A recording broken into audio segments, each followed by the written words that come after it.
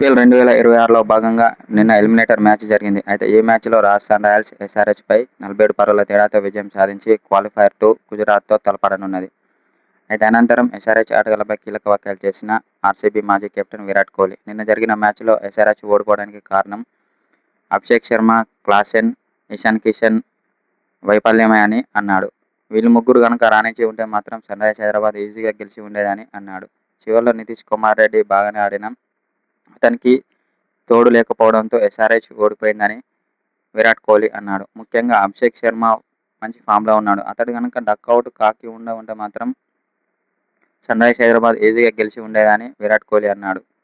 అలాగే నిన్న జరిగిన మ్యాచ్లో బౌలింగ్ మాత్రం చాలా చెండాలంగా ఉందని అన్నాడు. ఇంత దరిద్రమైన బౌలింగ్ క్రికెట్ చరిత్రలోనే చూడలేదని కొందరు మాజీ క్రికెటర్లు అంటున్నారు. నిన్న ఎస్ఆర్హెచ్ బౌలింగ్ అయితే తేలిపోయిందని విరాట్ కోహ్లీ అన్నాడు. ముఖ్యంగా నిన్న ఓడిపోవడానికి కారణం ఎస్ఆర్హెచ్ టాప్ ఆర్డర్ వైఫల్యమే అని విరాట్ కోహ్లీ ఓ సోషల్ మీడియా ద్వారా తెలిపాడు.